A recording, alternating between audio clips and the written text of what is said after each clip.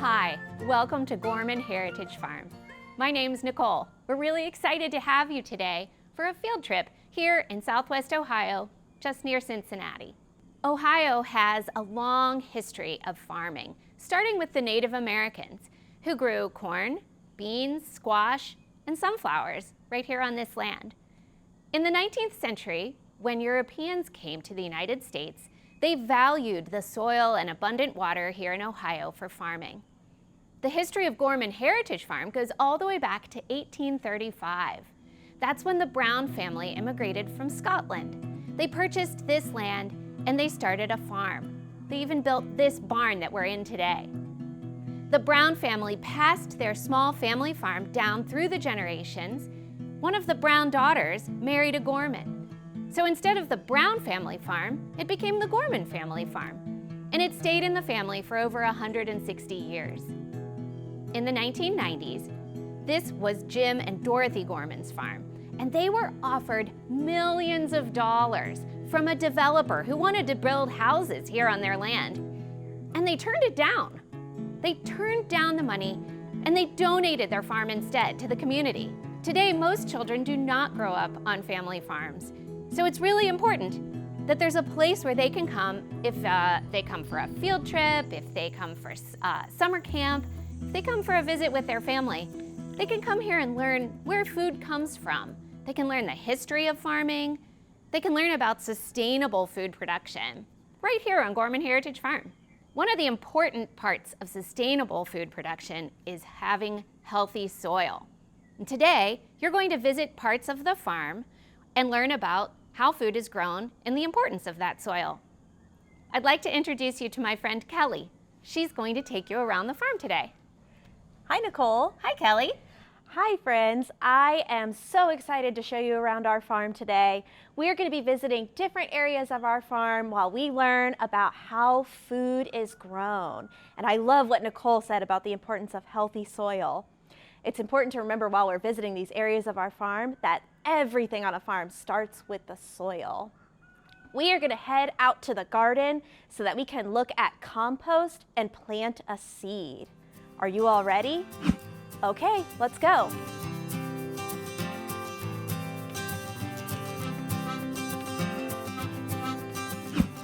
Hi farm friends, my name is Julia and I am a farm educator here at Gorman Heritage Farm. Today I'm going to be talking to you about soil and composting. Healthy, happy, alive soil is what helps to grow high quality fruits and vegetables here on the farm. The best way to get high quality soil is through composting. Some of you might know what composting is, but I'm going to use a couple of big words to define it and then we'll talk about what those words mean. Composting is the controlled decomposition of organic material. Controlled meaning human guidance, so humans are helping guide this process. Decomposition meaning decaying or breaking down. And organic material meaning stuff from the earth.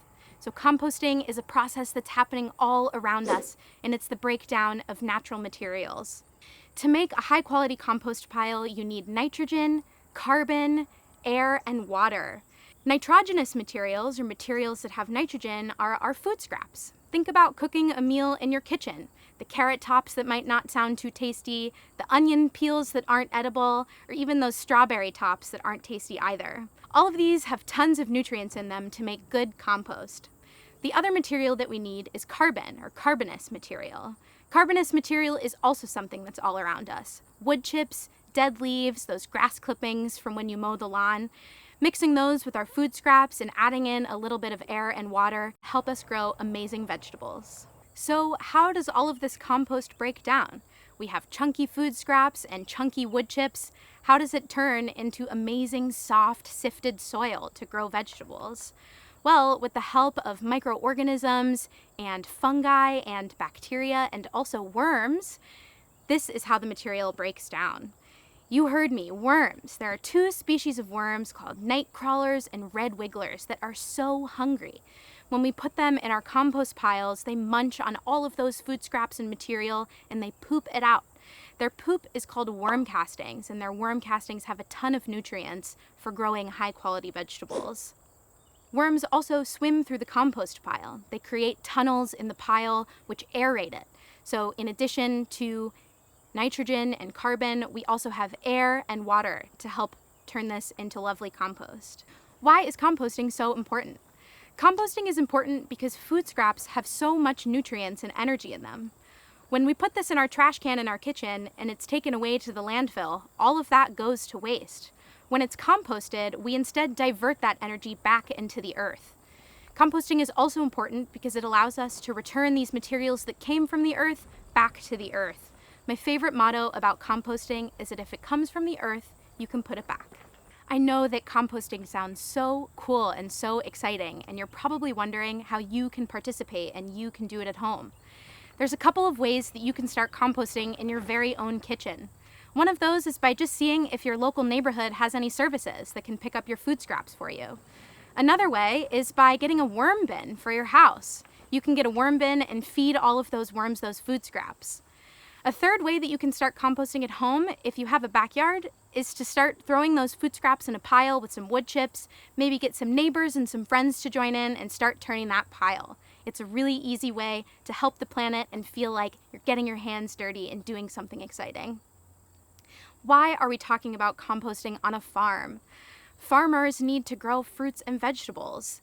As Kelly mentioned earlier, soil is the life force of a farm. So now we have this nutrient-dense, finished and sifted compost, and we're going to use it to plant some seeds. Here with me, I have some lima bean seeds. We're going to dig ourselves a trench and lay these seeds a couple inches apart from each other and cover it up with that beautiful, soft compost. In a few days or a few weeks, those will germinate and start sprouting. Food growers need high-quality soil to make these amazing vegetables. Compost has such potential, and so there's no better place to do it than on a farm.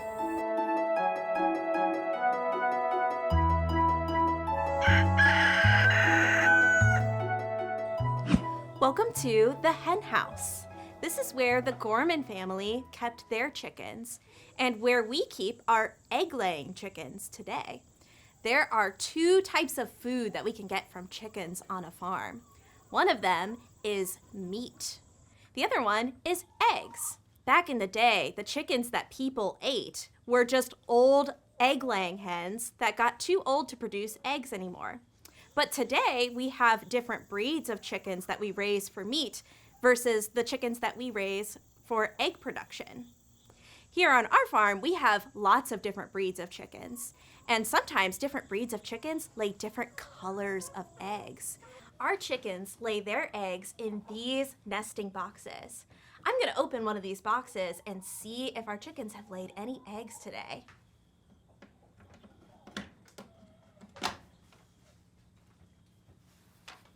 Oh, look, there's a chicken in this box right now. I wonder if she has any eggs underneath her. I'm just going to gently lift her up and check underneath.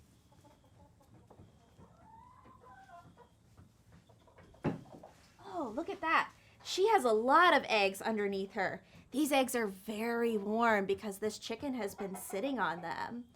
I also noticed that these eggs are two different colors. So some of our chickens here on the farm lay brown eggs, some lay blue eggs, and some even lay white eggs. I'm going to put these back under here.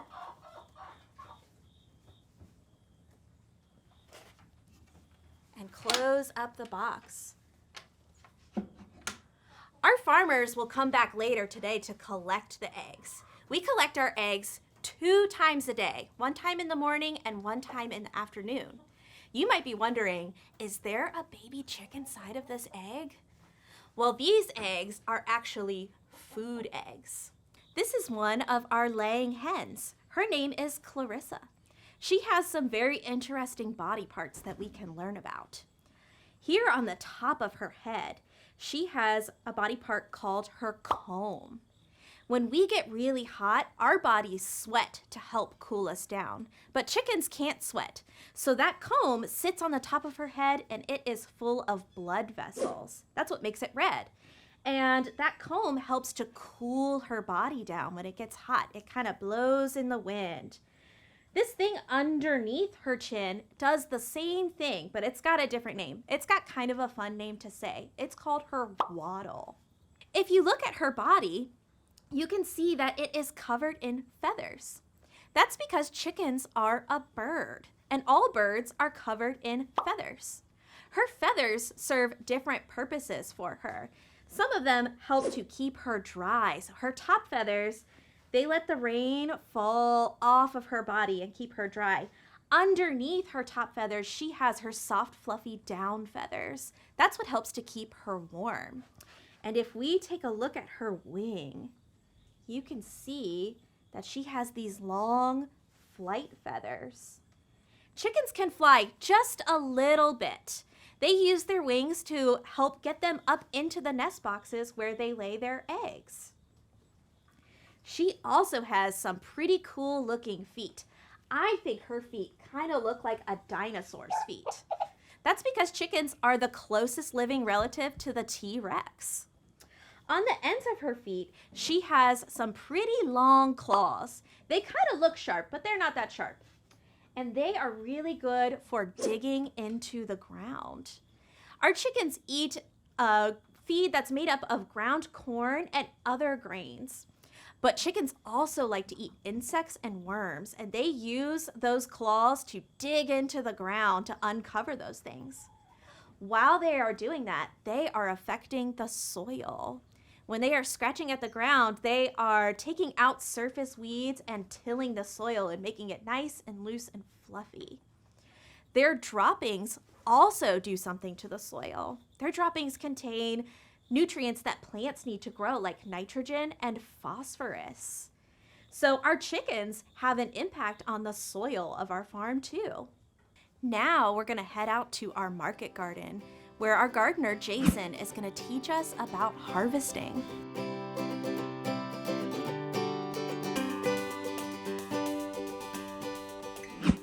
Hi farm friends, I'm Jason and I'm the vegetable gardener here at Gorman Heritage Farm, and I'm really excited to share with you one of my favorite crops to grow and to eat, the sweet potato. Sweet potatoes are delicious, which means they're good to eat as French fries, baked into pies, or even as taco filling. They're nutritious, which means they're good for our bodies. They're high in vitamins, minerals, especially vitamin A, which is good for our eyesight and good for our immune system. Now, finally, the best part, they're easy to grow. Sweet potatoes are actually modified roots that grow in the ground. And in fact, we call them tubers. If you look closely, they kind of look like, well, a tube. And in this case, it's a tube of minerals and nutrients and water for the plant to use, and more importantly, for the next generation of plants to use. We plant our sweet potatoes as a patch here. You can see it's a low-growing, ground-covering vine that looks like this. We grow our sweet potatoes from little tiny cuttings that we actually grow from the potatoes themselves. We cut them in half, we put toothpicks all around, and we place the bottom part in a cup of water and outgrow new shoots. And that's what we plant here in the soil, every 12 inches apart. Now in September, this is when it comes time to harvest. We planted these way back in the beginning of June. Sweet potatoes love hot weather, so the summer is the perfect time to grow them. They take anywhere from 90 to 170 days to fully mature. What's great about sweet potatoes too, they store right in the ground. So we're going to harvest some now and continue harvesting all the way to the first frost, which makes them a really useful crop, and it's one of my favorites. Let me show you how we get them out of the ground. First thing I've got to do is cut back these vines. Now, I wanted to add, not only are the tubers, the roots edible, so are the leaves, which makes this an even more useful crop in your garden. The leaves are actually very similar to spinach and can be used in the same way. Not bad. The first thing I do is get rid of all those leaves, pull the vines back and cut them from the tops where they're growing out of the ground. The next step then is to use the digging fork, which is also sometimes called a potato fork for this reason. I've used that to loosen and remove the top layer of soil. So I'm going to show you now the final step, which is bringing it out of the ground, and then I'll talk a little bit about what happens next before it gets to your kitchen. So here we go. So before we put our fork in the ground, we need to first remove the top layer of soil, which you see we've already done. Because they grow underneath the surface of the soil, we want to be careful not to stab into our potatoes and damage them. So I need to be able to see where they are. So I'm going to now put my fork in and gently loosen, wiggle, and lift up so that I can pull those potatoes out of the ground. Here we go.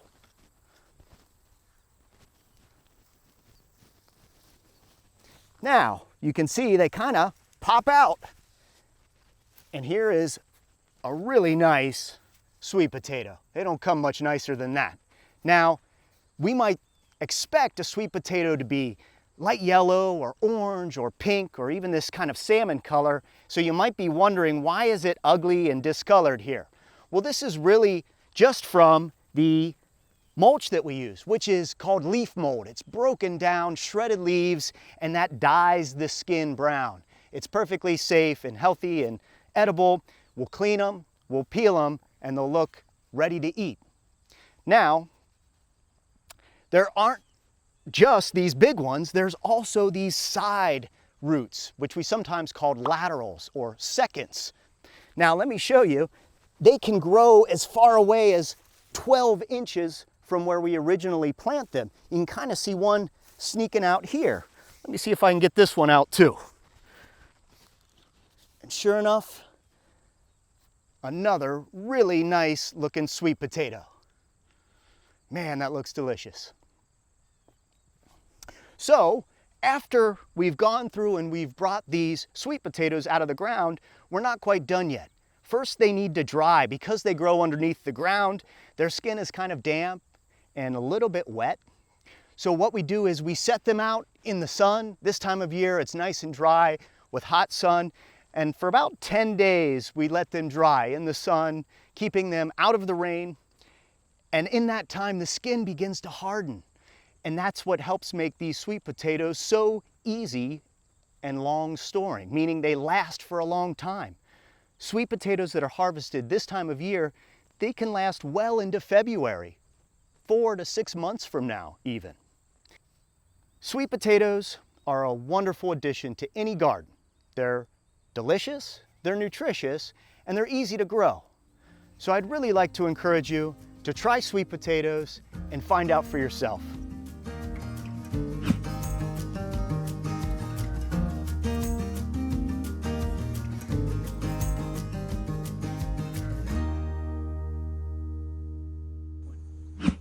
Hi Kelly, how was your field trip today? It was awesome. We explored our gardens, learning about composting by looking at our wiggly worms. We planted a seed, harvested some sweet potatoes, and we even met a chicken in the hen house. That sounds like so much fun. It was great. Nicole, can you explain to us why farms like ours are so important to the community? Absolutely. So Gorman Heritage Farm is just one of over 75,000 farms in the state of Ohio. Now, things have changed in Ohio since this farm started in 1835, but agriculture is really important in our state. There's over 14 million acres that are farms. 90% of those farms are owned by families and individuals, and 1 in 7 jobs in our state are related to food and farming. So farming has a really big impact here. Here at Gorman Heritage Farm, we can make an impact by welcoming people here to learn and have experiences about food, where food comes from. They can have a field trip like you all did today. The mission of Gorman Heritage Farm is to cultivate a healthy community through farm-based education and experiences about food, sustainable agriculture, and the natural world. And having a healthy community is bigger than just a community that isn't sick. People are healthier when they know where their food comes from. They can make healthy choices at the market or the supermarket. They can learn how to grow some of their own food, even if just in a flower pot or a bucket. And when they can be spending time outdoors in nature, that makes a healthy community. Small farms like ours are important places. People can learn and grow here. We can build that healthy soil. And we're so glad that you got to spend some time with us today. Thank you so much for coming to join us for a field trip program at Gorman Heritage Farm with Ohio Learns 360. Bye!